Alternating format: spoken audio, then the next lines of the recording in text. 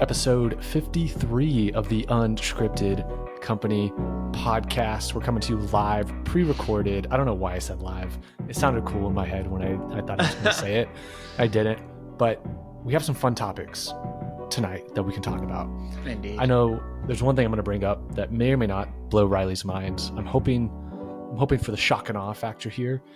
There's a lost race of giants across North America and other parts of the world too that have seemingly been hidden away from history. But we have the bones, we have the skeletons, we have the folklore. The Smithsonian may be involved with a little bit of a cover-up, so we'll dive into that here in a little bit on Unscripted Company. But first, let's start with some current events. Riley, I'm going to turn it over to you, man. Like, how's your week been? I know kind of the obvious one for those who even remotely follow sports. I'll tee this one up for you. I'm not the biggest Dallas Mavericks fan, but that's just because I've latched on to the Spurs over the years. I grew up during their golden era, so I just kind of gravitate towards them. But man, the Dallas Mavericks made a trade that has a lot of people scratching their heads. And I'm sure, I don't even know if you're past the point of frustration, if you're just numb to the pain, because you're also a Cowboys fan. Yeah. It doesn't get any better, man. Yeah. Do you want to kind of explain what happened here, even if it's just from the 1,000-foot level view of... Yeah. So before I get into that, I have a question for you. Oh, what you got?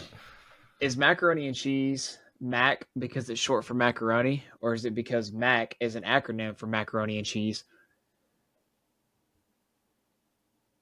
That is a valid question. I feel like I just broke your brain just now. I'm going to say it's short for macaroni.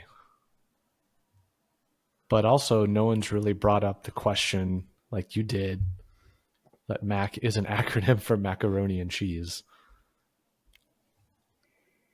I'm gonna stick with that. It's short for Mac. What do you think? Well, you have to think, because some people are like, oh, I want some mac and cheese. Yeah. So it's like, do you think that they're saying, yeah, I want some mac, which is short for macaroni, and just they say mac and cheese? Or do you think they're saying, I want some macaroni and cheese? That's valid. I mean, no one's really asking for like mac and jelly or mac and jalapeno or mac and peanut butter. So is there an official answer to this? Does Kraft mac and cheese have an official answer? Is Mac short? While you do that, I'm going to consult ChatGPT real quick.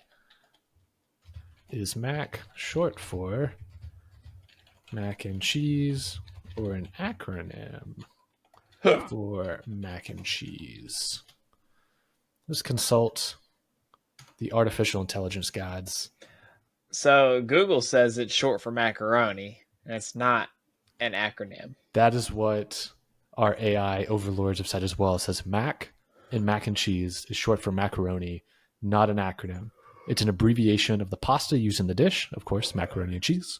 Mm-hmm. If it were an acronym, it would have periods in between it when you see it spelled out. So I think that's the key difference there. Yeah. But that's a wild observation that I think most Americans never would have realized, that MAC is an acronym. Could be an acronym for mac and cheese. It could be. Yeah. So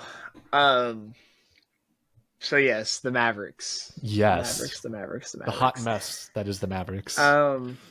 First off, I mean, almost everyone, even if you're not a sports fan, you're hearing about this, like, because it's such a huge topic right now. And it seems like for the sports audience at large, this announcement, this news came out of the blue, if I'm correct. There was no rumblings that any trade, which I know you'll explain here, that none of this was expected to happen, especially instantaneously the way it did.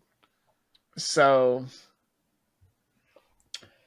it wasn't even just the Mavs and the Lakers. So it was a 3-way trade. It was 3 teams that were included in this trade. Oh, who was the third team? Utah Jazz. Oh, I was not aware of that. So this article from ESPN was from 12/21 Eastern Standard. So like 2 or 3 o'clock in the morning, our time today. So this trade technically went into effect late last night, just so they didn't break the news until everything was signed and fully done.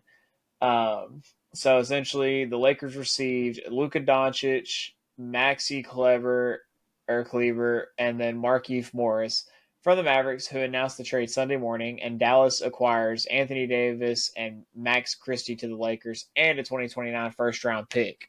So keep in mind, we're not even getting that first round pick until 4 years from now. Yeah, and who even knows what the team nor the league is going to look like at that point? Exactly. Like, I understand trading for draft picks, maybe, like, hopefully at least for the next off season, if not maybe one more year out.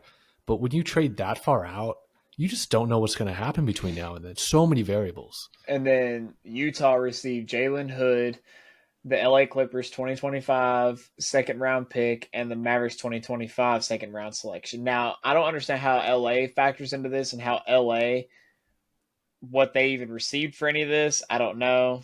I'm not going to get into all that. The main point that I kind of want to get to on this is, what in the heck was that GM thinking when he made this trade? Because Mark Cuban had no knowledge of it. He actually on mic said, I had no knowledge of this trade even going down or happening. And to me, that's what happens when you sell the majority ownership in an organization, is you're not the decision maker anymore. And it kind of makes me sick a little bit that he made that decision, because it's like, I know it's not about the money, but it's like, dude, come on, man. Like, that was your best chance at getting an NBA championship. Like, your best chance. And I think the crazier thing is this right here. I'm going to show this if I can find the picture of it. It might not. Is it the farewell message that Luka? Yeah. Yeah, I got it pulled up if you want me to throw it up real quick. Yeah, go for it. I thought this was very telling. And for those that are just in audio land, I'll read this off for you real quick. It's an image of a letter he wrote. It's on a white background, black text. It just says, along the top, huge letters, "Dear Dallas." And he says, 7 years ago, I came here as a teenager to pursue my dream of playing basketball at the highest level. I thought I'd spend my career here, and I wanted so badly to bring you a championship. The love and support you all have given me is more than I could have ever dreamed of. For a young kid from Slovenia coming to the United States for the first time, you made North Texas feel like home. In good times and bad, from injuries to the NBA Finals, your support never changed. Thank you not only for sharing my joy in our best moments, but also for lifting me up when I needed it most. To all the organizations I've worked with throughout the Dallas community, thank you for letting me contribute to your important work and join you in bringing light to those who need it. As I start the next part of my basketball journey, I am leaving a city that will always feel like a home away from home. Dallas is a special place, and Mavs fans are special fans. Thank you from the bottom of my heart, Luka. Now, real quick, I want to get your take on this, Riley, but one thing I think that is very telling, not once in this entire letter does he thank the Dallas Mavericks organization. He emphasizes that he's thankful for the community and those that are part of the community, because it was his home away from home, like he said. Right. But not once did he say, thank you to the Dallas Mavericks organization. Thank you to the general manager. Thank you, Jason Kidd, head coach, things like that. Very telling, in my opinion. By telling, do you mean like you don't think he wrote that? I think he did write it. If I had to make an assumption, he probably ran it past someone who does PR for him, potentially someone at his agency, just to make sure, they vet it, make sure there's no spelling errors, make sure it doesn't look bad on anyone in particular, because of course you don't want to burn bridges if you don't have to. Seems like he's also like a genuine human, so like he wouldn't want to, defame anybody. But if I was in his shoes, now obviously I don't know what I don't know with this, right? So I'm from the outside looking in. But if I was in his shoes, from knowing what I know, I would feel as though I was done dirty because, to my understanding, he had no idea. He had no idea this was coming at all. And I'm not saying he has the right to know, but he was the franchise player in Dallas. Yeah. And I also saw something. Sorry, not to cut you off, but one last thing. I saw something. I need to double check this, but I'm going to say it anyways. I saw that because he got traded to Los Angeles, this makes him ineligible for like a supermax contract now for an extended period of time, to where it also costs him money at the end of the day too. So when he was actually up, so his current contract, he was making $330 million. Which is a good chunk of change, honestly. Which is a good chunk of change. Wasn't the Supermax? The Supermax is like $500 million. So like he was on par to making that. Like his next contract was going to be a Supermax contract. When they traded him to the Lakers, I think he lost like over $100,000 on, over $100 million on that trade. Like, so he's still making money. But it's like, now you got to go play with LeBron. And so now you got two people who, I love Luka, I do, but he was kind of a ball hog sometimes. LeBron is also kind of a ball hog sometimes. So, but here's also too, like, I love this aspect. It says right here, after the Lakers and the Mavericks agreed to the deal late Saturday night, sources told ESPN that Pelinka made 3 calls in quick succession. A joint call with Davis and Lakers coach J.J. Redick, a call to Davis agent Rich Paul of Clutch Sports, and a call to LeBron James. I like how they always have to call LeBron James to verify with him, like, hey, are you good with this? Like, you good, right? And because he apparently has so much pull in the game. I'm like, dude, whatever. Yeah. But then it says Harrison told the Dallas Morning News that he texted Dončić and left him a voicemail. And I quote, "My guess is he probably doesn't want to talk to me," unquote, Harrison told the newspaper. Well, yeah, because you traded him and didn't give him a heads up. He was the only one that didn't know about the trade. Everyone else did. And I don't know if it's because, I'll be honest, I don't know why. I honestly don't have an idea of why they would make that decision to trade him like that. I'm a Mavericks fan. I really am. I grew up watching them. But I hope that the Lakers beat the absolute brakes off the Dallas Mavericks and they do not win a championship for the foreseeable future. I want Harrison to eat dirt from this, like that he does, and it goes deeper than that, because we've had conversations about this before, not with the trade, but regarding the Dallas Mavericks and regarding the potential relocation, regarding the gambling coming to Texas, like all this stuff. And to me, it seems like that's the direction that we're heading in. Could be. Like Could that. Be. That's kind of what I'm picking up on all this stuff happening, because them not having to pay him now. Because they're not going to pay Anthony Davis, Luka Dončić money. Like, I don't care how long Anthony Davis has been in the league for. He's not as good as Luka Dončić. Just saying. Maybe an unpopular opinion for some people. He's not. Stats speak for themselves. But I don't think Anthony Davis is as good as Luka is.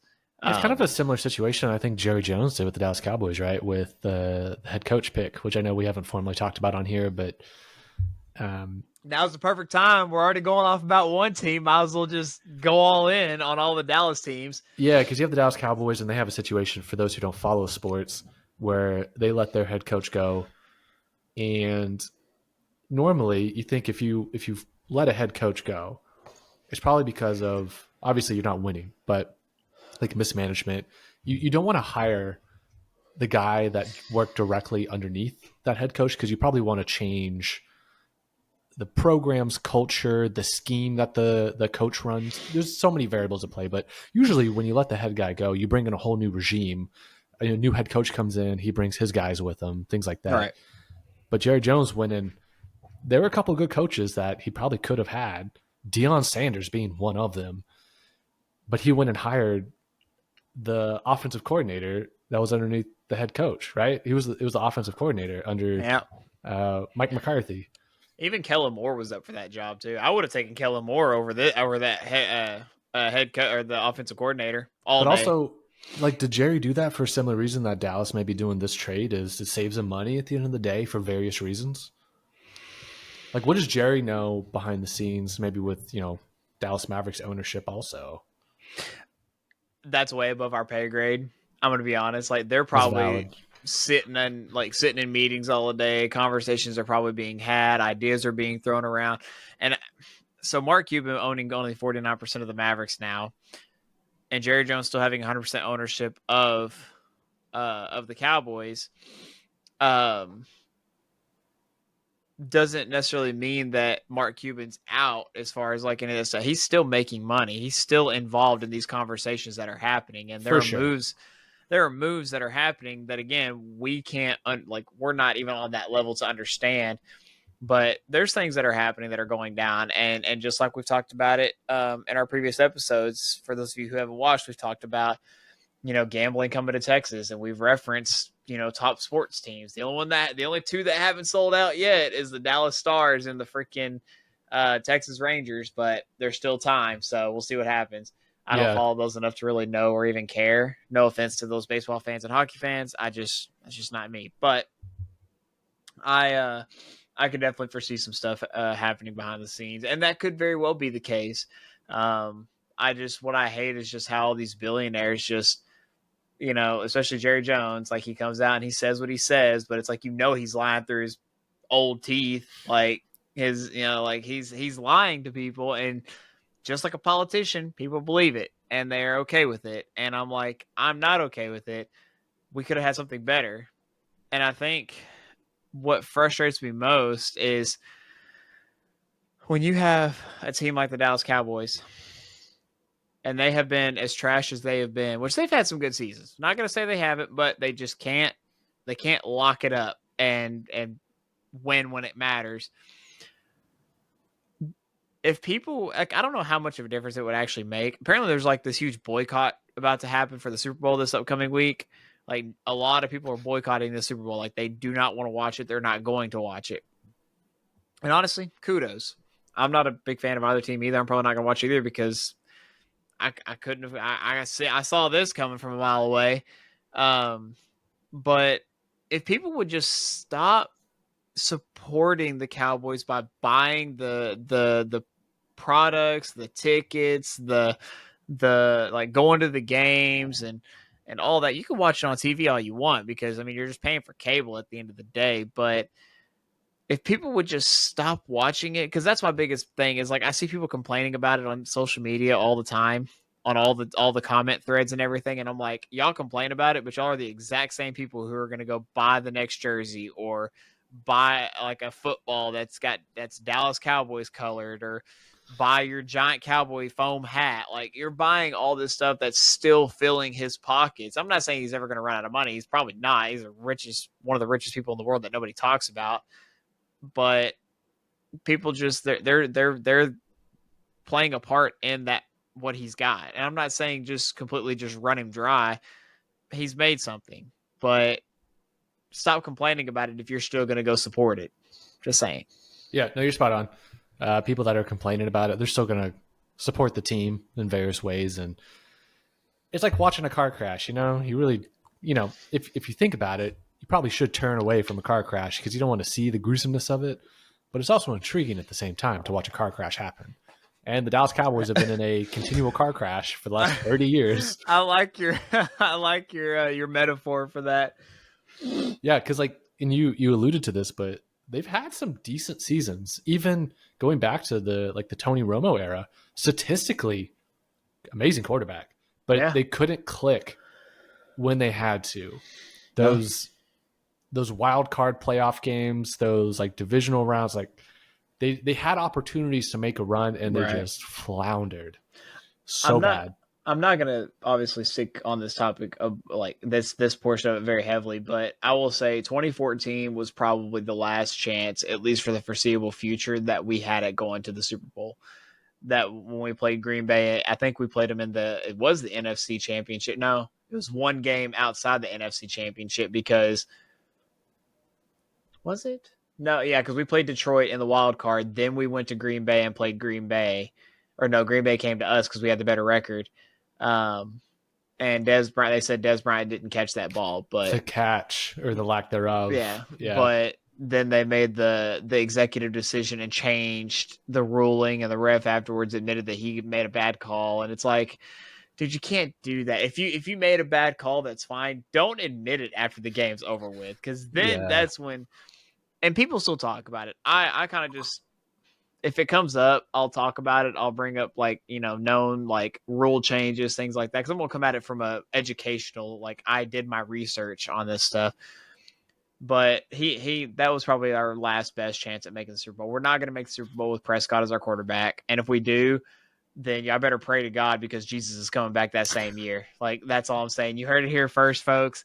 If the Cowboys win the Super Bowl, like, that's the year that Jesus is coming back. I'm just saying, because with the team that we have, we're just not. And the coaching staff, like, and who knows? Maybe this coaching staff will go in there and just wreck shop. Who knows? Like, and they'll make something beautiful happen. But I don't see it happening. Jerry Jones will not allow the control aspect of things. Like, he has to have control of it, and that's why we're failing. So either way, I'll get off my soapbox about that. We can talk about other things now. And that's been your North Texas Sports Reports, brought to you by Riley and Unscripted Company. No, that's the best part about like this podcast, or really just this recorded conversation we have, is at the beginning of this, I said we were going to talk about Giants, but hey, if we end up talking about North Texas sports this whole time, I can talk about that for hours. Yeah. So it's all good. That being said, though, I know you had 2 other topics on yours that are more trending current news. Which would you want to talk about? DeepSeek and AI, NVIDIA, those? Or do you want to dive into President Donald Trump implementing tariffs on Canada, Mexico? What do you think? I mean, we can touch base on the Trump stuff, because I mean, that's kind of more of like an update from last week since he got in office. It's just kind of like hey, this is some stuff that's happened since he's been in office, and some things that have officially gone through. So, yeah, for those of y'all, I mean, everyone in the world knows. I mean, Donald Trump is our current president. Wait, he is? Oh, dude, you didn't know? No, I didn't. Dude, I have been watching the Unscripted Company podcast, so I didn't know that Donald Trump had become the president. If you don't know, then for those of you who are watching for the first time, go check out our other stuff. We talk about it all the time. So go to unscriptedcompany.com and check out our newsletter, check out our podcast, check out our merch. We're working on some new things to bring you guys the best of the best for the fastest growing podcast out there. Yeah, I'm thinking we can start having like a line of booty shorts that say Unscripted Company across the back. Dude, of it. I want some Daisy Dukes, dog. We could. Yeah, man. Yeah. Some Daisy Dukes, dog. So yeah. So Donald Trump he's been a very busy man. He has been a very, very busy man. So a lot of these were probably, this was probably the biggest thing, aside from which technically there's another update that I could have put on here as well, because he signed declaring that he was going to make the cartels a known terrorist group. And apparently now they declared war not declared war, but they're trying to attack the U.S. now. And I'm like, good luck with that. Don't know how that's going to go. Haven't seen any updates on that since. I saw a couple things on Twitter about it, but I haven't really seen anything else about it. I don't know if it's just all talk. Maybe I saw there were rumblings that there were some border agents saying that there were rumblings that the cartel would stir things up a little bit, and the retaliation would be like bring in the U.S. military. Yeah. But for here, and I'll just kind of throw this up here. The U.S. is a very, I'm not saying we're not generous, but the U.S. has always been a very generous country, whether we have wanted to or not. And by we, I mean our government is just like, you want millions of dollars, you got it. Like, and they're about giving that money away. And there's been a lot of talks. I've been seeing a lot of talks lately with Congress and chatting about like Social Security and 401ks, and like this next group of people who's about to retire, they're not going to have any money. Like, they're not going to retire with any money whatsoever. So it's like if they didn't have any other investments, there's just no money. and they have openly come out and said, like, during those talks in those sessions, how we had the money, those people that put all that money into their 401ks and into their retirements, but the government just spent it all giving it to other countries. So it's like all these things that have happened for the past like 10 to 15 years, like there's just nothing left. I say all that because now it's finally time that we start receiving certain benefits from other countries when we've been the ones giving them all the benefits the entire time. The percentages, all that kind of stuff, some of this might, some of you might not really be understanding of it, and that's okay. We're all learning as we go, and that's fine. But he signed an executive order that increased tariffs on goods from Canada and Mexico to 25%. Oil imports from those countries will be subject to a 10% additional tariff, so about 35%, give or take. So that means anytime we're importing things from other countries, they have to pay a tax on it. So that means our country's making additional money on top of what it's already, making. Now, granted, we're spending the money for it, but we're just taxing them heavier on it. We're increasing the existing tariffs on imports from China, such as normal customs duties and Section 301 duties by 10% additional tariff. And should Canada, China, or Mexico impose retaliatory tariffs, the U.S. tariffs will be increased further. So needless to say, Trump is like, you want to play hardball? All right, we'll play hardball. We'll just keep upping it. Now, a lot of people look at this and they're like, oh my gosh, like what's happening? We're not going to be able to get any of our stuff or anything like that. It could be a good thing and a bad thing. And it could be a good thing for this reason right here.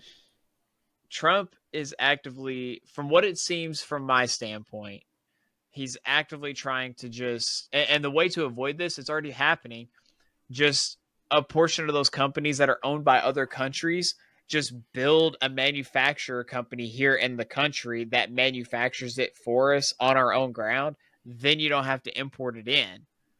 Therefore, you're avoiding the tariffs. That's kind of where he's wanting to get at, is like, let's just quit shipping things across seas and just build the businesses here so that everything is being manufactured in our country. Therefore, you can avoid the tariffs. The whole thing with Canada, Trump's still on about making Canada the 51st state or whatever to the country. I don't know about all that. I don't know how all that's going to shape up. But for now, this is kind of where we're at with the tariffs, and they're supposed to go into effect on February 4th of 2025. So if there's anything that's already in transit since February 1st, so yesterday, it will not be held accountable for the tariffs if it happens to arrive after the 4th. So anything that ships from that time frame afterwards, you're going to have to pay the tariff on it. Otherwise, you need to start looking at, manufacturing it within our country. So I think, actually, I don't know what I think. I'm not against it. I think it'll be interesting. I'm not going to say it's unprecedented. I think it's needed. It's very tricky right now. It is very tricky because we know the country's in a very tricky financial position. Vulnerable.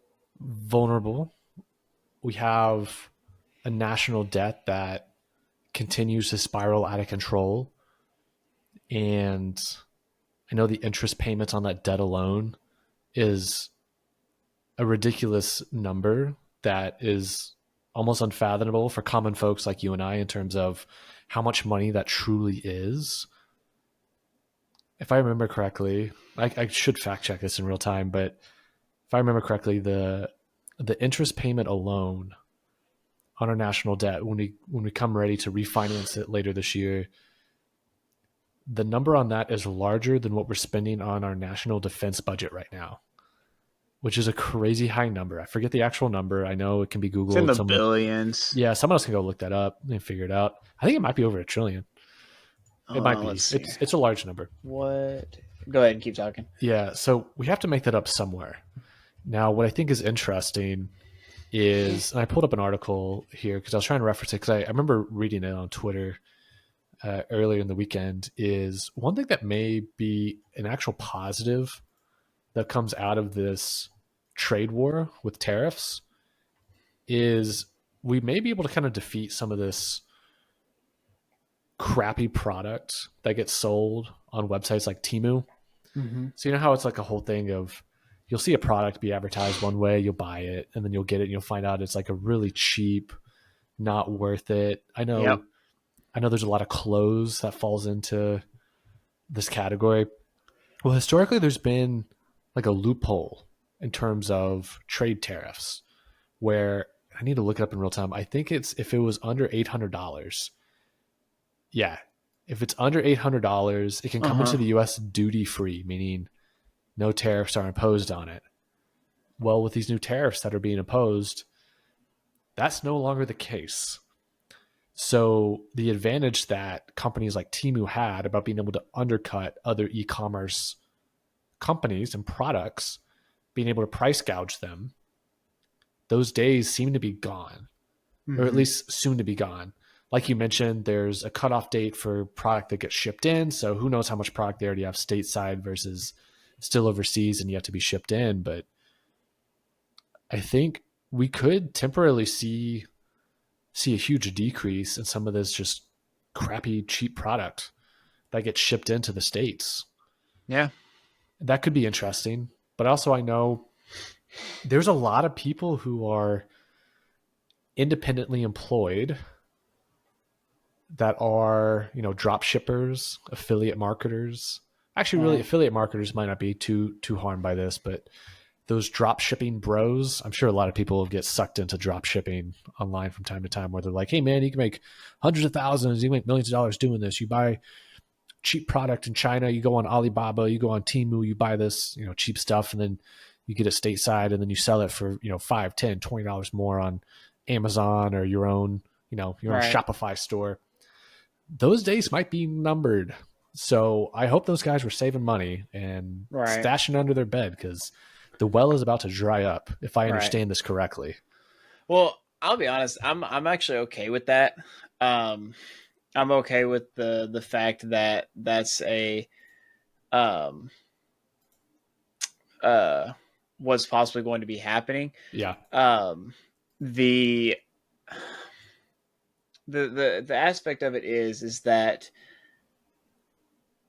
when that happens and like you're price gouging at that point. I mean, it's just like, the PlayStation aspect, like when the PS5 launched, and all that stuff happened, it caused a bunch of issues because people were buying them and selling them for a lot more. I don't know about you. I've never used Temu. Like, I don't know if you have. I don't know if you bought anything from it. Nope. I'm not the last Chinese type, like when it comes to apps like this was Wish. Wish was the last like app that I used, and their quality was pretty good. Like, I'm actually wearing a pair of like sweatpants that I got from there that honestly was probably one of the best products I bought from there. I bought a couple other things from there too. Like, we kind of did like our Christmas one year was mostly consisted of Wish because it was so cheap and you could get like some good stuff from there. It actually was pretty good quality stuff that we got. I'm not gonna lie. But it's going to be interesting to see how that's going to play out because you have to think Temu and Shein aren't the only two of these platforms. Like, there's so many other platforms out there that are that the same thing is probably going to happen with. What I don't understand though is why, all the, like you said, the self-employed people that do this, the way I look at it is like, do you want quality over quantity? Because that's how you're going to build your business at the end of the day. Like, but people always want to try to go the cheap way. They want to try to screw people out of stuff, but that's just where we live in. Just because you were talking about it earlier, this is our national defense budget, $820 billion. So our interest payment is more than that. Yeah, I should have been looking that up while you're talking to get a firm number on that. U.S. debt, interest payments. Let's see here, because I know we're refinancing it here soon. Yeah, interest costs on the national debt. Let's see here. So I think it's interesting. I think it is going to be interesting to see what's going to happen. Like I said, I've never been one that uses Temu. I'm sorry, but if I buy stuff, it's not going to be like, it doesn't have to be super expensive, but depending on what I'm buying, it's going to have to be quality. So net interest was the third largest payment to date for the federal government. So if we look at the total payments that the federal government makes to certain things here, Social Security, biggest chunk, makes sense, $374 billion. National defense, $262 billion. Coming in third place, shortly behind, net interest on our debt, $242 billion. Above Medicare, which comes in at fourth place at 233, followed by income security at 163, Medicaid at 159, and veterans benefits and services at 105. This is from the Peter G. Peterson Foundation. This is for financial year 2024 from the United States budget. Yeah. So it'll be interesting to see. Like I said, it's still too early to tell. I know a lot of people are like, oh my gosh, he's making all these decisions and all these things that are happening. But you also have to realize too, a lot of these decisions that he's making is in part to what the previous 4 years was like. So it's like he's, in a way, I mean, when you look at it as a whole and don't just judge it right off the bat, actually, do some research on it and learn for yourself. Some of it may not be that bad, but again, only time will tell. The other thing regarding Trump, he signed some other executive orders for military, focusing on transgender service members, COVID, and diversity. So this was multiple executive orders to reshape the management and composition of the military with provisions addressing diversity measures, transgender service members, and troops who were discharged for refusing COVID vaccination. So if you were in the military and you refused a COVID vaccination, then they could discharge you for that because you chose not to get one. Well, this is a way to remedy that, I guess. I saw they were getting back pay too. Kind of crazy. Yes. It's going to be interesting to see how that works out because, again, it's just more money that's being spent that we technically don't have. So it's like you're adding to the fire. You're adding fuel to the fire. Now, here's the question: is if you're one of those discharged soldiers, you've been out of the service for 4 years now. Yeah, give or take. If you get back pay on this, that's a good chunk of change. Do you even want to go back? Because you've probably made a career change, I would imagine. Well, it's not the other question is, do you have to go back? No, I don't think you have to go back. Are you sure? Because if you've been discharged, right? Well, yeah, you're right. Yeah, it's just giving them the option to come back, to my understanding, at least. I'll be honest. If I was in the military and that happened with me, probably wouldn't. Yeah. Not that I wouldn't, not for the fact of I don't want to serve my country, but if they discharge me for not taking a shot, what else could they discharge me for in the future that I don't agree with? Well, I'm also just thinking so much can go down in 4 years. Just anyone listening and Riley yourself, just think about how much your life has changed in just the last 4 years alone. Exactly. When you step away from the military, well, you got to find a new means of income at that point. Makes sense, right? So you figure out, okay, what am I good at? What career path do I want to go down? You could have a scenario where someone was, a former Marine, former Air Force pilot, former Navy SEAL even, I don't know. They were discharged for one of the reasons that was outlined. And maybe they went on to become an accountant somewhere, and they're totally fine working a desk job, making decent money. Yeah, that is true. They may not want to go back. I don't know. We'll have to wait and see what happens with that. I mean, our military is still one of the largest militaries in the world, but I'll be honest with you, while we're kind of on the topic of military, I'm kind of scared for what our military is going to look like in 5 to 10 years. Why do you say that? Because they don't. I say they don't. People aren't the same. I'm not saying we personally, but you have your millennials where it's it's kind of like a 50-50 split. Some of them grew up understanding the hard work, making their money, nose to the grindstone, getting it done, let's get it done. Others were I'm not going to work. I'm only going to work what I'm getting paid to work. And then you have your Gen Zers that are like, I'm only working this set amount of hours. I'm not working anything else. I don't care. And then they just kind of just don't really have that ambition. Some of them are a little different. I will say that. Then you have your Gen Xers who are like, a lot of them. Now I will say like they kind of did it wrong, but it was their time period though. But it's like they stuck with one job for their entire career. That was it. And they retired with that job.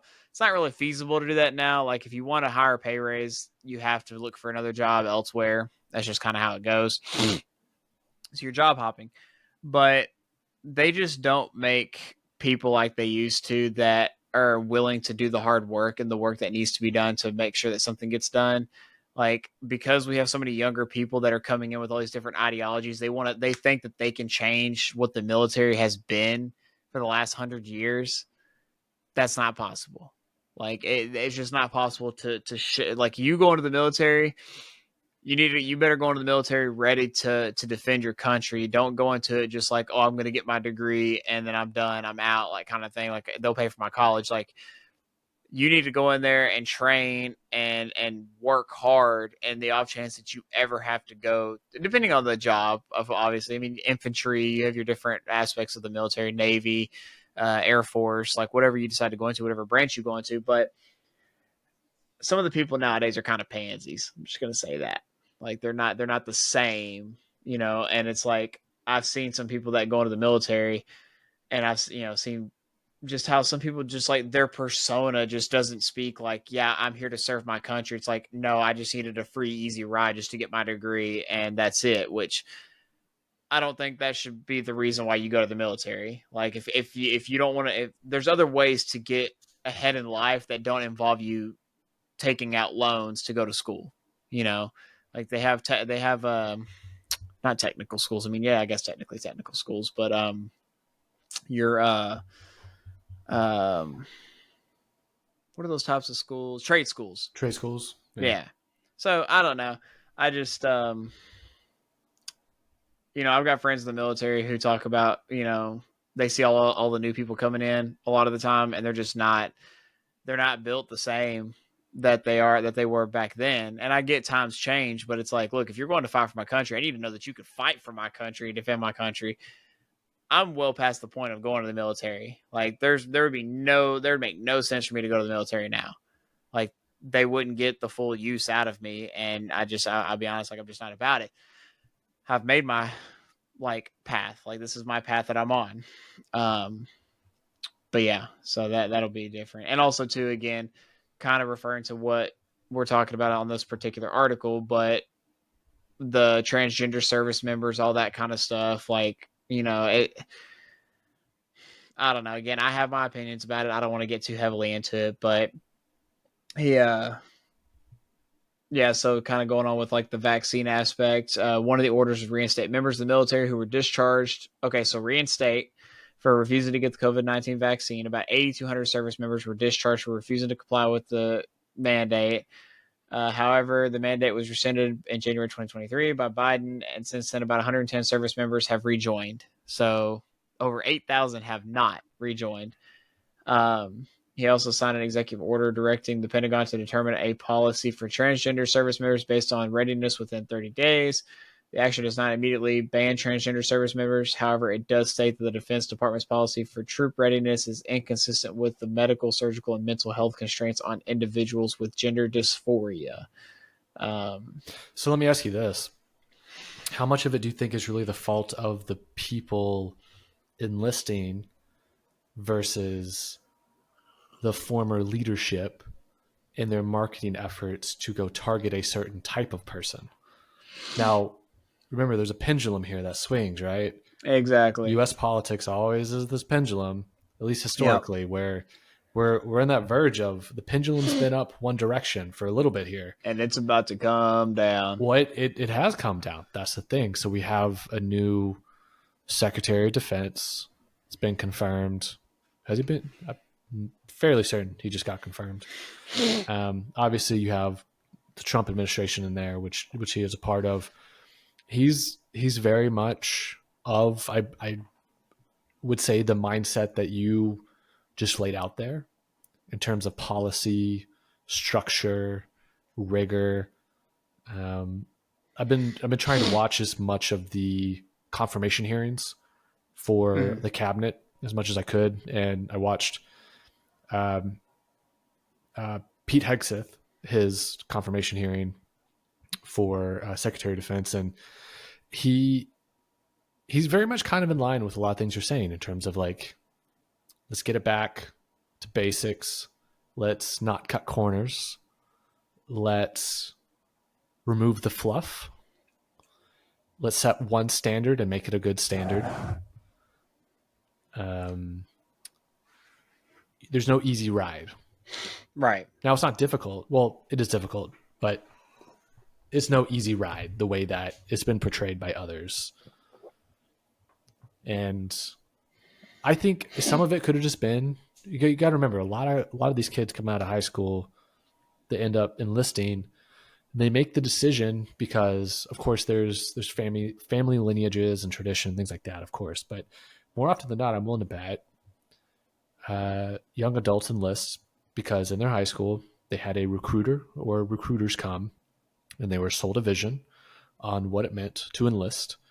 Now, everyone has their own vision of what that means to enlist in the various branches of the U.S. military, but you have to wonder, is this the pain points you're discussing, is this just a result of the marketing strategy that was taken over the last 16 years even? I know you had a Trump presidency in there for 4 years, but you can go all the way back to probably Obama's first administration in 2008 forward. Right.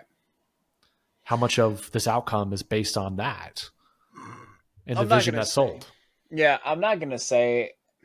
Also, part of this too, sorry, not to cut you off, but part of this too, before I forget, is you also have the narrative out there that's being spun up. And it's a true narrative that the cost of education has gone way up too. Yeah. So you have students that, maybe their parents didn't go to college, or maybe their older siblings did, and they see, oh man, they are strapped with debt. Right. And they see that, or they're told, hey, if you go, we can't afford for you to go. Like the parents are telling, their kids that, like, hey, we can't afford for you to go to college. Or if you go to college, like, hey, yeah, you're going to have to take out 30, 40, 50, $100,000+, depending on where you want to go or get accepted. And you're also being sold the vision of, hey, because of the GI Bill, if you go serve, do your time, and it doesn't even have to be active duty or active combat. It could be a desk job. It could be something that's a little more white collar, but it is technically in the military. You could get most of, if not all of, your 4-year education in college paid for. And I could definitely see, like, I 100% agree with pretty much everything you just said. I think that the military because I remember those recruiters coming in, they almost got me once or twice, like, as far as like trying to sell me on it. And I was considering it at once. Like at one point I was very thoroughly considering it. I was like, I can't afford college. Like I'm going to do this, but I didn't do it. Do I look back and be like, oh, well, what if I did? Not really. Cause that's just not something that was part of the plan for me. But I think that they need to do a better job of actually being honest with people, not just trying to find young, warm bodies that they can mold, which I get. You need to have a generational thing because as older service members, as they get older, they retire. So you obviously need new people to come in. With that being said, again, I think they need to do a much better job of explaining it and showing people. Like, don't just send a recruiter to the school. Have an opportunity for the kids to come out to the military base to see what it's like on the military base. Not in a sense to scare them off or to put the fear in them, but let them actually see, like, hey, this is what you're going to do. This is what's going to be the case when you go to boot camp. Like when you're actually being trained and getting enlisted. I think that, kind of back to your original point, I don't think it's either side's fault. I say that when people let the media overtake them, that's when they start forming their opinions based on that. It happens in social media, it happens just in media in general. People, I don't understand. I'm not a psychologist. I'm not a doctor. I don't know what happens in the that person's particular brain.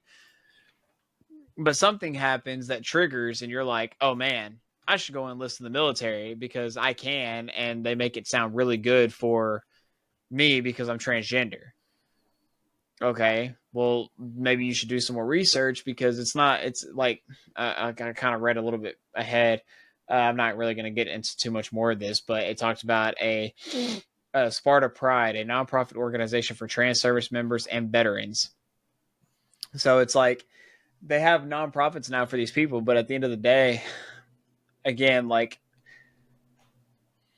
their opinions were not formed on their own, and whether it was the media, their friends, which probably could go hand in hand, or their parents, like if their parents had that influence on them, because we know nowadays parents are like, oh, whatever you feel is best, and we want you to be happy, and then they don't educate them and tell them like, yo, there's only two genders, there's two sexes, that's it, you get a male and a female. And I know people probably dislike hearing that all the time, but it's the truth. Like you can't have, like, I can't just go say I'm a panda, like panda panda panda panda, you know, like that old song, you know, like I can't remember, like, That but it's just old like song that wasn't that that long old ago. song that was like 2015, wasn't it? Yeah, but like it's not an old song. That's 10 years ago. Well, what does that make like Elvis and the Beatles?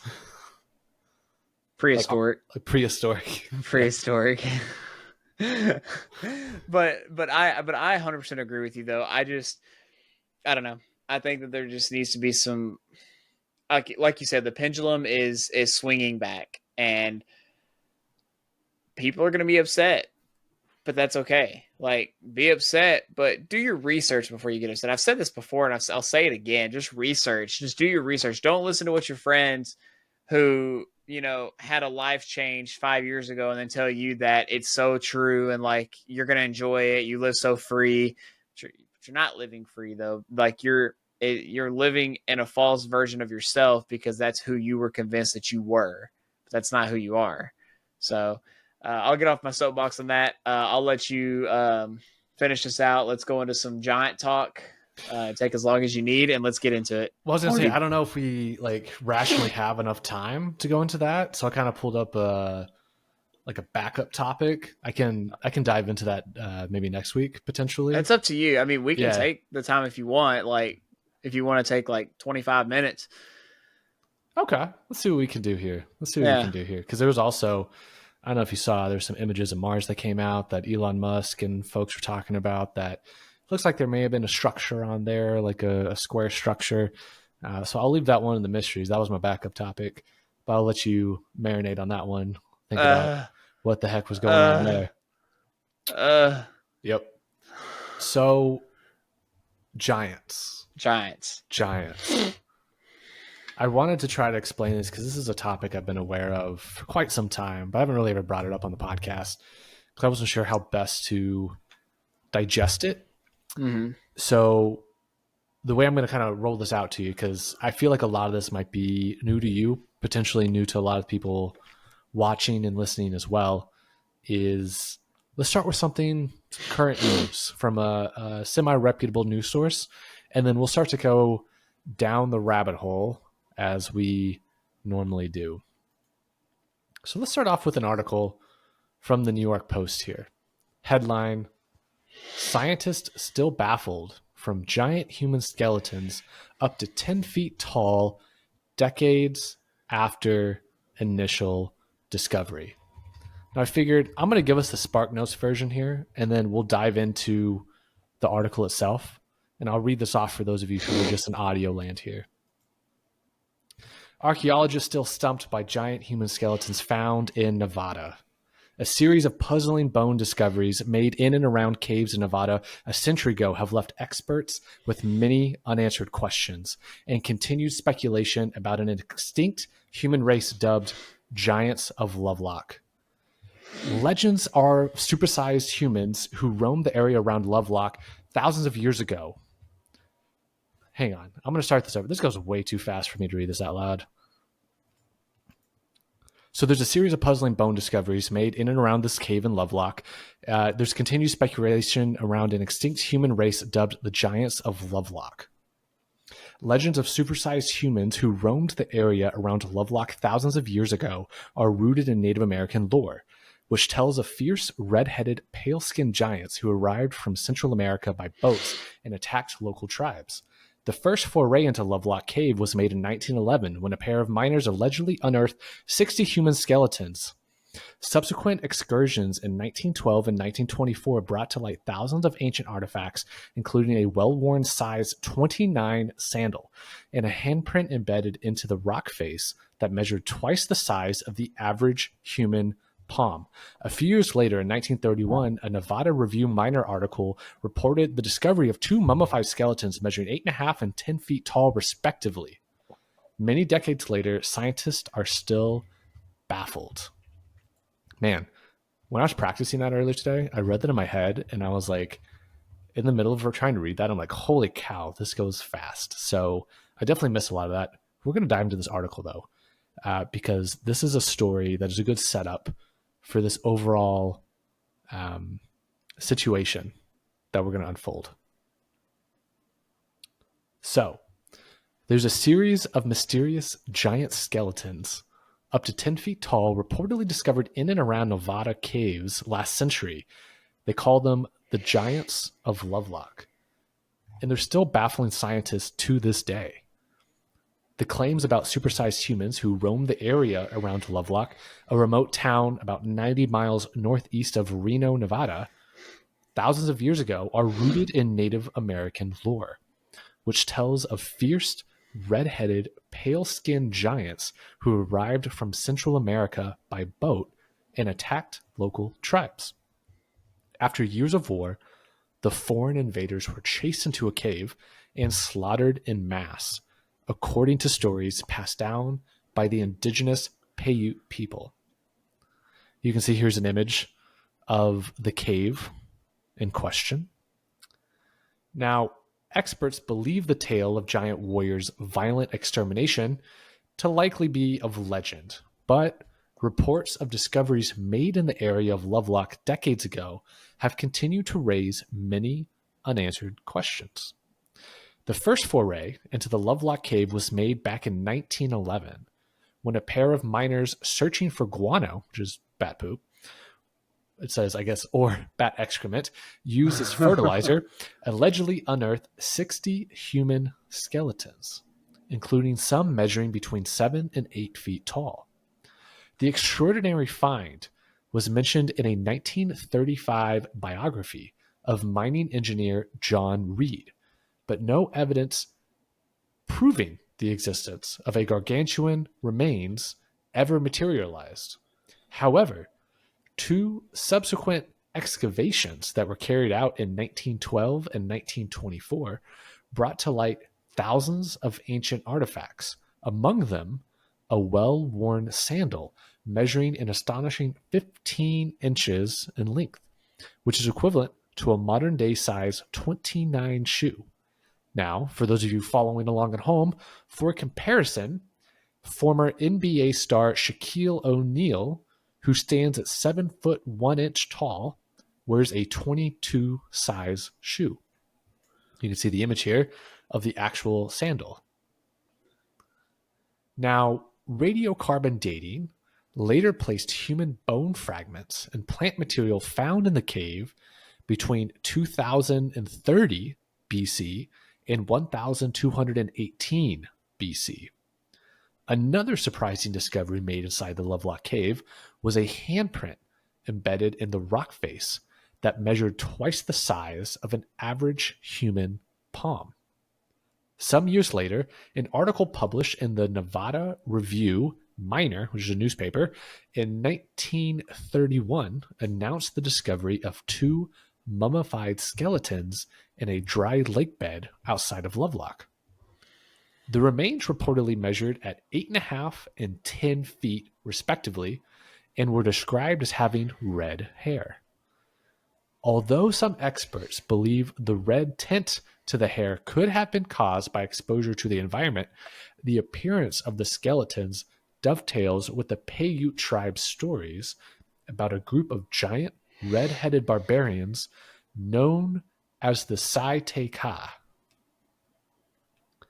Legend has it that the Sai Te Ka came to Nevada from a distant land some 3,000 years ago after crossing the ocean in boats made from the bulrush plant. The fierce newcomers were said to have attacked the local inhabitants, unleashing a bloody years-long conflict. Finally, the various tribes in the area joined forces to hunt down and exterminate the barbarians, according to the Paiute stories. The last of the red-headed giants were said to have sought refuge in the Lovelock cave, but the shelter ended up being their tomb after the natives fired arrows at them and started a fire at the mouth of the cave. The story goes that all the giants were slaughtered in the attack. The tale of the towering auburn-locked barbarians echoes a legend that Spanish conquistador Pedro Cieza de Leon recorded in the 16th century, retelling an ancient Peruvian tale about a race of giants who, quote, came by sea in rafts of reeds after the manner of large boats. Quote, some of the men were so tall that from the knee down they were as big as the length of an ordinary fair-sized man. So this is from the New York Post, talking about a real situation in a real cave with a lot of unanswered questions. So what I'm going to do here, let me first show, I want to give a visual of where Lovelock Cave is so people can understand where this is. If anyone knows where Reno, Nevada is, it's just northeast of there. But you can see here, it's in the middle of Nevada, kind of over by Pyramid Lake. It's a real cave that's been excavated multiple times, and they have found things that have yet to be answered. Now, one thing from this article they don't call out, and I did an additional research, is we see an image. This is the daughter of the last tribal chief of the Paiute, to my understanding. She had an actual lock of red hair that was passed down through the tribe, like through the tribal elders. That red hair was supposed to be of one of the Sai Te Ka, like of their red hair. Right. Now, one thing before we go way down the rabbit hole and really kind of blow your mind on this is think about, and I don't know if you're aware of this, but think about, I guess you could say in folklore, maybe some Old Testament. Who else had red hair and were giant creatures, but kind of humans, kind of not humans? I'll let you marinate on that one for a second, and we'll circle back. I know. So if it's who I think you're talking about, so I was thinking when you sent me this earlier, my first thought, and kind of what I thought about them, was the story of David and Goliath. So I was thinking, like, and I actually researched it because I was like, first of all, I was like, how tall was Goliath? Because I looked up how tall that those giants were, and roughly the same. They were roughly the same. I looked up to see, hey, was Goliath the ancestor of those giants? Because, and I was trying to think time wise. But it said it's unlikely that Goliath was the ancestor because these giants existed before he did, according to, history. But it says that the story of Goliath and his family does suggest that there may have been multiple giants from the same family, so that he might have been related to them in some way. It says, but it also talks about how Goliath was a large man, but not necessarily a cannibal, which kind of separates them. And then it says, let's see here. It talks about some of the stuff you talked about, the red hair, they were described from old Indian tales, things like that. So now there are tales of other races of giants as well, some of which have black eyes and black hair. That Leif Erikson, Nordic, came to America, is perceived to potentially be the first European to set foot on North American soil. He recounts how they interacted with giants basically as well, Right. but they had black hair. So there is potential that is not exclusive to red-headed giants, that there were other races or breeds of these rather tall humanoid individuals as well. And the Paiute even have stories about how when it came to it, these giants were cannibalistic as well and would come after the Paiute if their food source ran out, which is what the terrifying aspects of why the Paiute went on the attack was, you're eating our people. We're not going to stand for this.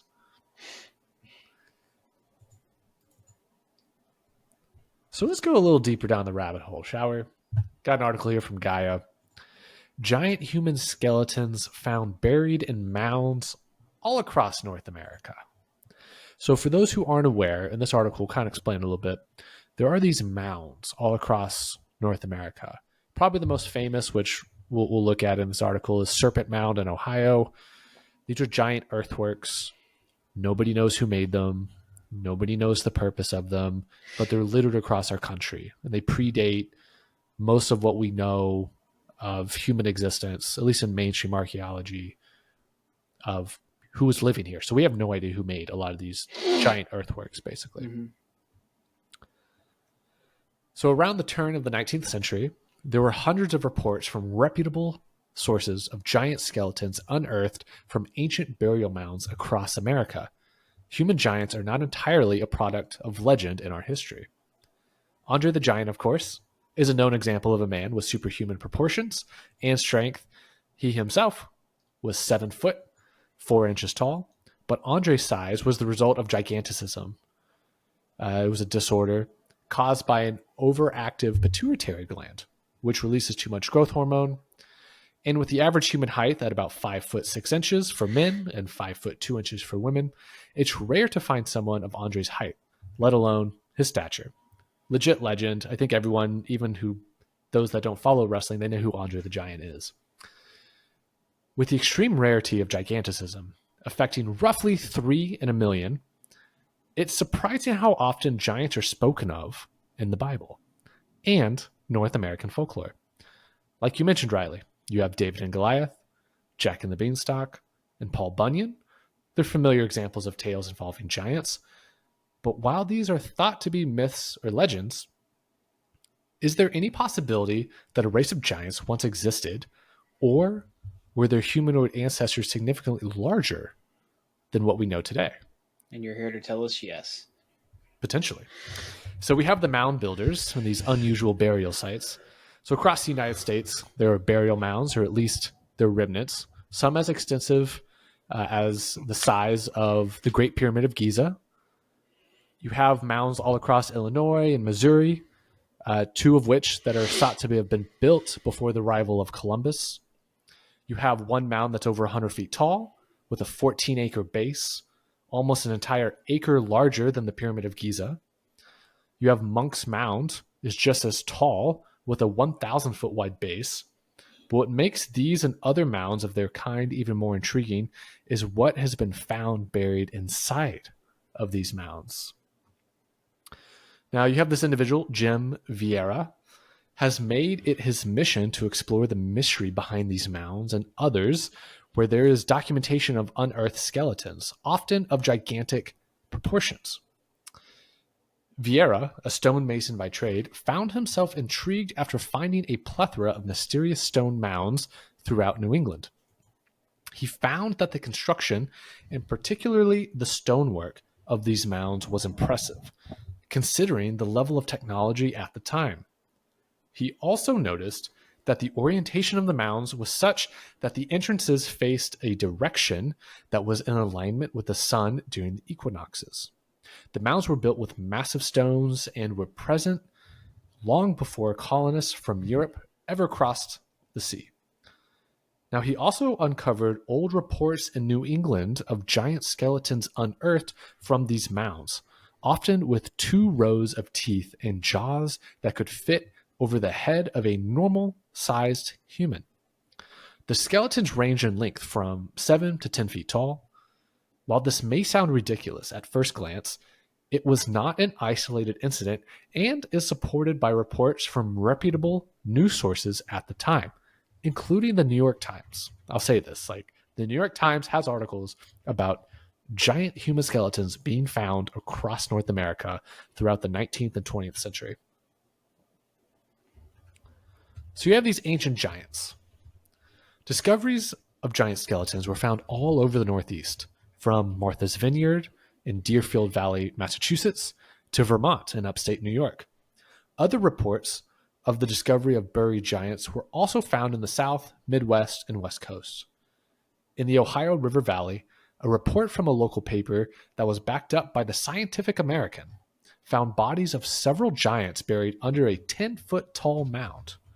One female skeleton was found holding a 3.5-foot-long child. Another of the giant skeletons was buried in a clay coffin, and an engraved stone tablet was also recovered. This particular mound was 64 feet long and 35 feet wide. Now, the Chickasaw found in Arkansas is another instance of the uncovering of a giant skeleton under similar circumstances. The 12 square foot mile mound had its name taken from the chief of the Shawnee tribe, who was essentially known to be a giant with incredible strength. Chief Chickasaw lived in the area of Arkansas, and when the mound was uncovered, the skeleton of a massive human being was found. Subsequently, other skeletons up to 10 feet tall were unearthed in the same area, all with similar burial artifacts found with them. Some reports claim the length of the skeleton's legs to be 5 feet long alone. Other reports show large craniums of skeletons with double rows of teeth. Here's an image of one right now. I don't know if you can see it more on the right side of the jaw, but there's 2 rows of teeth in the skull. Now here's where it gets interesting. A controlled narrative. While stories of this nature sound fantastical, there are numerous reports of skeletons of the same size appearing in newspaper articles from the New York Times and other reputable sources.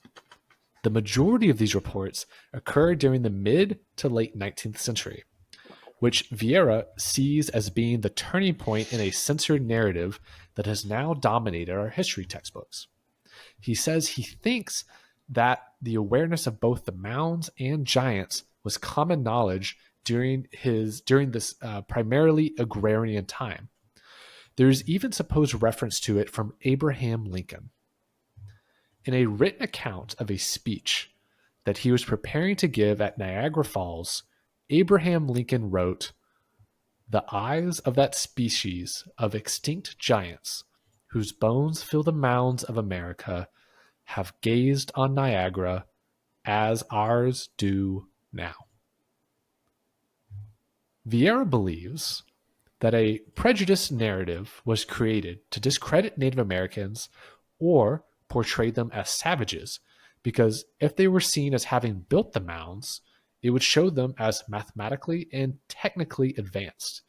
Vieira says he thinks that the removal of any evidence of the giants might have occurred because they wouldn't fit the controlled narrative of manifest destiny.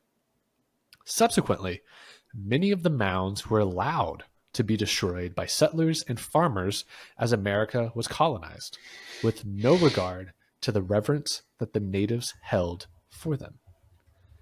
And whether the tall skeletons belong to a race of giant natives themselves or another race that predated them is unknown, but it is thought that the Native American Indians venerated them.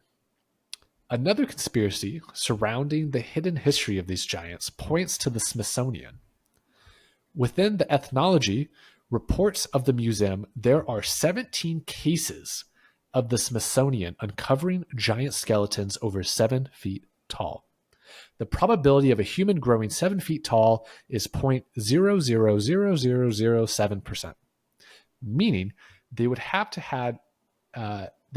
have had to excavate roughly 2.5 million bodies to have found that many skeletons of that size. There are also supposed reports of the Smithsonian Institution purchasing giant skeletons excavated by citizens, which then disappeared, never to be heard of again. Now, the Smithsonian even had a division for exploring mounds, of which there is a written record of them uncovering giant skeletons whose bones crumbled to dust when exposed to air. Was this a cover-up by the famed museum, or did they simply dispose of a debunked myth? Now, here's a fun image to leave you with here. Right.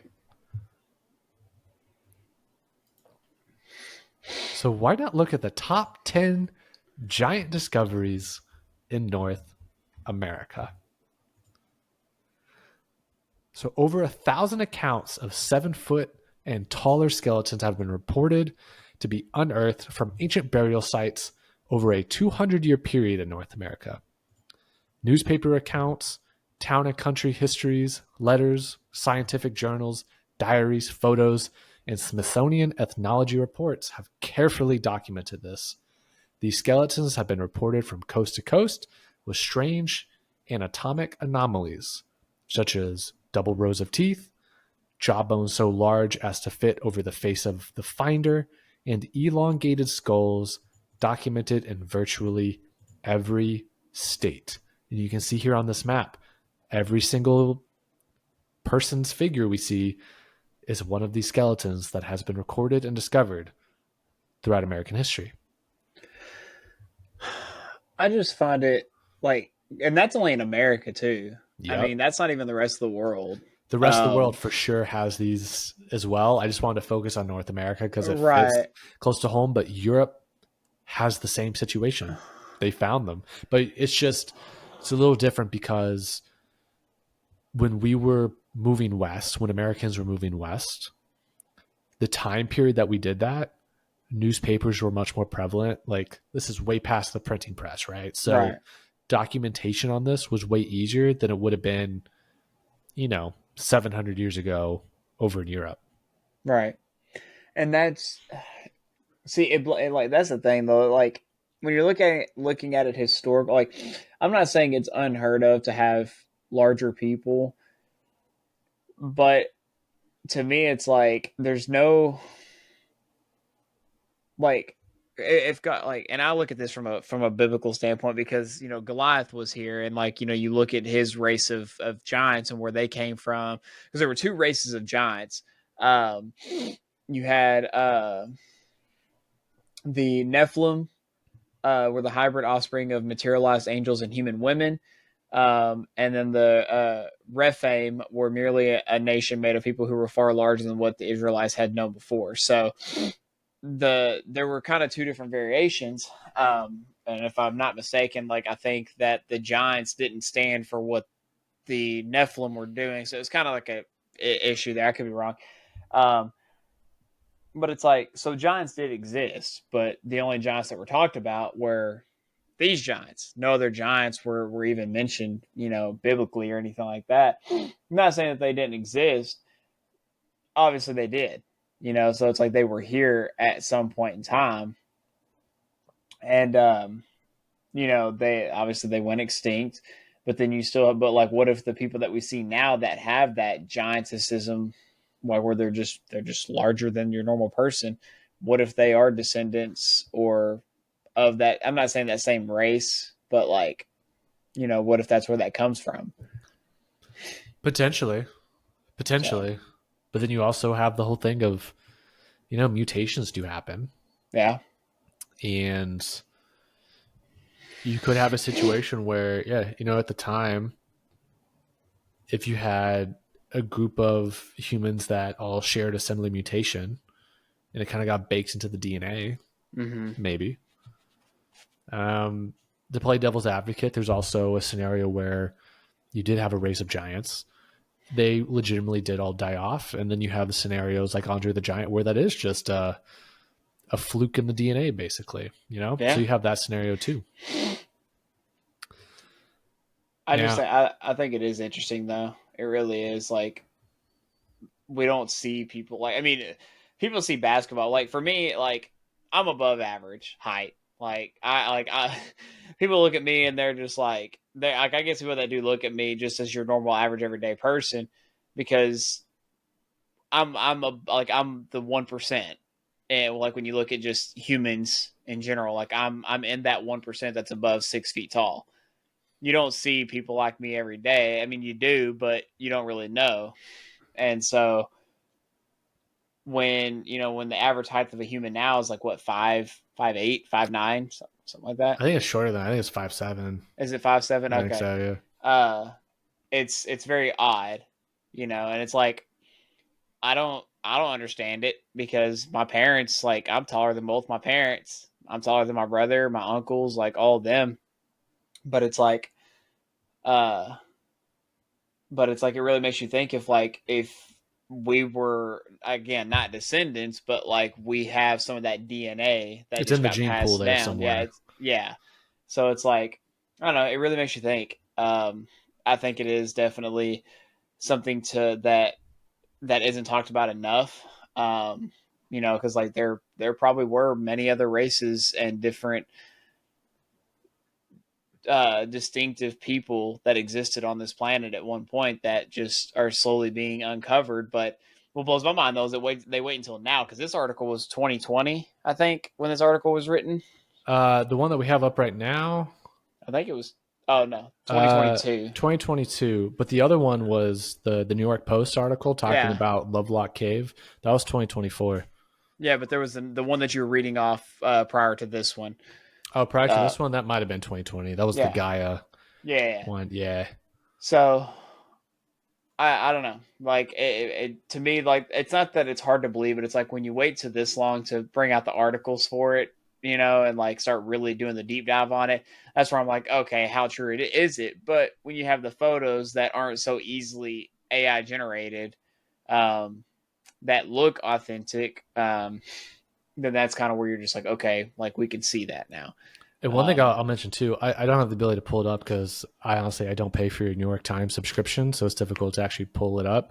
But if you go on Google and just type in giant skeleton found New York Times, you'll probably see it. It might be the first option up there. It's part of the New York Times archive. I think it's from the 19th century, if I recall correctly, and it's behind a paywall. Like you got to subscribe to the New York Times. yeah. Do you see it? Explorer graveyards in New Mexico where bodies were unearthed. Not that one. That was the first That one. one might be relevant, but it's one talking about. I think it's in New Mexico. Wait, did you say New Mexico? Yes. Yeah, it's that one. Yeah. That was in uh, February 11th, 1902. 1902. Yeah, So, because there's also a story. I think that article might be from it during the Mexican American War. right. You had Mexican soldiers digging trenches, basically, and they came across some giant skeletons as well. It's kind of difficult to because the whole conspiracy is like the Smithsonian makes the skeletons disappear, basically, Mm-hmm. because it doesn't fit the narrative, Right. and you'd have to rewrite history books and human existence, and also it's a valid argument to say that if you're trying to discredit and make Native Americans seem like savages at the time, because you got to remember this is like late 18th, early 19th century, you know, relations with the natives of North America wasn't the best. Let's just say that. Right. You wouldn't want to give them credit for any kind of superiority in any way. So to find out that they could have descended or lived along with or worked alongside uh, a giant species or culture, Right. it doesn't really fit the narrative that you want to spin at that time, you know? Yeah, 100%. I mean, I definitely think that back then, just kind of tag on to that, I think back then it wasn't beneficial to release that stuff because people nowadays, like, we see something and it's not like we're not surprised, but we're just like, okay, what else is going to happen the next day? Like we're expecting something else, but then you release that then, and everyone just goes completely bonkers. Like, but I feel like it's just like we see so much stuff now that nothing really blows us away until we actually do a deep dive and talk about it, and then we're like, oh wow, like that that's actually intense. Like, these people actually lived here all that time ago. And that was like well before like a bunch of, and it makes sense too with the time frame, like the Indians and the different tribes and stuff like that. So it makes sense with the time frames. But again, when you're looking at it in a biblically sound perspective, hold on, let me just I just need to figure this out. Yeah, while you pull that up, one thing I will say is your point is kind of interesting, talking about how you hear lore about it, but it's really not until you really dig in. You're like, oh, hey, this is like real. It could be real. It makes me think of the whole UAP conversation that we had in the last episode too. Of UFO lore has been around since the 40s. There's some accounts of some weird things in the sky before that for sure, but it really hasn't been until the last decade, 2018 to present, that people have really kind of been shocked, because now there's disclosed video, there's records, there's things that are coming out to say like, oh, like we may not know what it is, but we do know there is something. Right. We don't have all the answers, but it's like there's enough evidence out there now to say, oh, there's something going on here that cannot be explained. And I think this also fits into that. It's like, and it totally makes sense as Europeans were not colonizing, but moving west via manifest destiny. Mm-hmm. As they come across stuff, like imagine the first people coming out to Nevada, coming out to Texas, coming out to Kansas, Nebraska. There's no news outlets yet. So if you come across something, like, yeah, it's going to be kind of recorded. You might pull up the skeleton and stuff, but like, it's not, the New York Times reporter's not sitting there waiting to get the full scoop on the story. Right. Okay. So that actually, now I have the visual representation of when this happened. So it's said, and it's not mentioned in scripture because this happened. Okay. Now, again, this is some stuff that's like really confusing to me, because it's like, in the beginning, God created the heavens and the earth. There was no mention of these giants that God created, but there was Goliath and other races and other giants that were mentioned in the Bible. These giants somehow existed around 2580 BC. Okay. Now, Goliath was around the 10th century BC. So, when I say 10th century, I don't really know what that means per se, but there's that huge time jump. What year did you say? 2580 BC. Well, the radiocarbon dating from that New York Post article in Nevada was 2030 BC. Not too far off. Not too far off. Especially if they came sailing from a faraway land. But it's just like, why was there no... Dude, I'm making my brain hurt right now trying to like wrap my head around this, because like all the facts and stuff are interesting. It's just like I'm actually trying to think of it like this, like when did they? So like they existed before Goliath, because you brought up the black haired giants, which Goliath was I believe a dark or a black, like based on what some of the biblically accurate. Yeah, you probably know this more than I do off the top of your head. Was Goliath, was he Persian? Fighting with the Persians? Who was he with? Because David was Philistine. Yeah, Philistine. It was one of the P's. I couldn't remember which one. Yeah. Yeah, he's from Goth. Yeah. Or Gath. So when you're kind of just looking at the time frame of this, I mean, the 10th, when was like, what year stretch was the 10th century? Like, so like we're in the 21st century right now. Yeah, the 900s. Yeah. The 10th century 80? Or you're asking too many questions right now. I know. I don't do public math. No, you're good. No, no, I mean, if it's like 10th century 80, it'd be the 900s, right? Span is the 10th century BC. the first day of 1000 BC and the 901 BC. Mm. So those giants technically existed about 1500 to almost 2000 years prior to Goliath, but there was like no mention of them whatsoever throughout history. So like I'm just interested in that. I'm curious about that. Definitely want to do a deep dive on that just on my own time, but it's definitely interesting because it just shows like and it's not like they're faking it because you can very clearly see the bones that they're digging up. You can very clearly see the people that they have that they're, you know, unearthing. So I don't know, it's cool. It is. It is.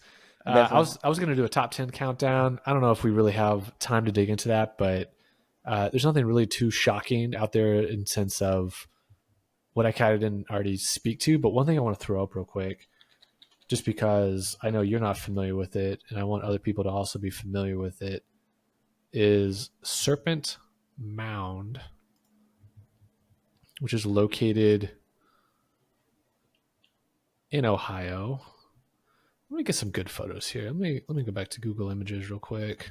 I was using a more obscure browser. Serpent Mound. Pull this up real quick so you can see it. It's all these earthworks around the country. They call it Serpent Mound because if you look at it from the top, it looks like a serpent. Now here's what's wild is over on the right hand side in this image, you can see the mouth of a serpent and then what is perceived to be an egg or something that the serpent is about to consume. If I remember this correctly off the top of my head, the mouth of the serpent, the way it opens, it's perfectly aligned to I think it's the summer equinox of the sun setting and rising on the summer equinox. So it's very interesting. There's a lot of these earthworks around the country that nobody really talks about. You have to question, why don't they talk about it? Who built them? We might have found some giant skeletons there. Now, if you really want to go down a rabbit hole, if we're asking the question, okay, maybe there's theoretically giants or larger than average people that lived in North America. Maybe they, if you're larger, you probably have larger tools. You're able to move larger quantities of dirt to make these mounds. And then let's make some very loose connections here and have fun with this. You have the story of Goliath. So we know there's some tall people back across the pond, right? Right. Who built the pyramids? The whole question is we don't know how they were built. There's no answer to that question. Yeah. What if the giants built them? Well, I mean, it also too depends on how many races of giants we had, because this was the only race that we've talked about. And if you really think about it, I mean, the race that we talked about was primarily focused in North America. Not saying they didn't come from somewhere else, but how many other races? Every folklore in Native American culture, speaking to the giants, says they came by boat from another land. So they're not native to there. Yeah. So it makes you wonder. I don't know. It does make you wonder. Yeah. Well, episode 53 of the Unscripted Company podcast. No other podcast out there can you start with Dallas Mavericks sports updates, talk about economic tariffs imposed by the Trump administration, and wrapping it up with giants that may have at one point in our history populated this planet and ate normal-sized people. Indeed. We provide everything for you guys. We somehow our niche is providing everything, but in a fun, detailed manner for you guys. There's about as detailed as we can get. Sometimes we know things, sometimes we find out things, and sometimes we're just taking a shot in the dark for you guys and winging it as we go. So it's a very sick and twisted variety show. It is indeed the best way to put that one. So if you made it to this part of the show, first of all, thank you. It's been fun hanging out with you. Hopefully you learned something new today. If you can, we do have this little bit of a company policy that we want to make sure that gets enforced. Is if you made it to this part of the show, the least you can do, can you give us a thumbs up? Can you give us a like? Give us a follow, a subscribe if you haven't yet. leave us a comment down below. Let us know what you think. Obviously, are you a Dallas Mavericks fan? If you think so, tell us how upset you are about this trade, this horrific moment in NBA history. But also let us know, what do you think about these Giants? Like, I'm not even going to ask a specific question, just what the heck do you think's going on with this? Because I don't have any answers. I have theories. I'm sure you have some theories as well, and I would love to know those theories, and I'll talk to you in chat about that. Well, until we get to episode 54, Riley, you want to leave these people with some unscripted wisdom? Unscripted wisdom. Oh, man. Let's see. I'm usually quicker about this because I usually already have something in my mind that I want to say, but this time I'll be honest. I feel like I don't have anything, but I can't leave the people hanging. Do you still want to be a Dallas Mavericks fan? Or do you feel betrayed? Let me put it like that. Do you feel betrayed? Like, do you feel like we had the best chance at winning another championship? Like seeing the torch being passed from one foreign basketball player, one of the greatest, in my opinion, one of my top 5, Dirk Nowitzki, that torch being passed on to Luka Dončić, and now you just feel like it's just all ripped away for the sake of money, because it's just all about money. Do you feel that you've been betrayed in that? Let us know down below. Do you feel that a lot of these changes that Donald Trump is imparting, do you feel like those are going to be for the better? Do you feel like you just straight up just hate all the changes before you even experience the changes? Again, let us know that in the comments too. And also too, just let us know in the comments, do you think giants existed at one point? I think they did. Again, coming from someone who's a biblically sound person, like obviously Goliath existed, so it's like he was a giant. But let us know about that. I think they existed. Technically speaking, some people are actually giants today. They're just not large. They're just tall. So if you really think about it, there are giants that are here. So let us know in the comments. Stay safe. Stay healthy. Bird flu is going around. All the chickens are dying, and now the price of eggs is going up. So good luck, everybody. Was that a real concern right now? Is that really a concern? I'm like, authentic question. Like, apparently it is to some people. Like, and eggs have gone up. They're now $31 for a case of 60 eggs. Well, I know the price of eggs gone up for sure, but I didn't realize bird flu was an actual concern. Apparently it's been going around, and all the other kind, like some other flus too. So stay safe out there. Don't let the bird flu get you.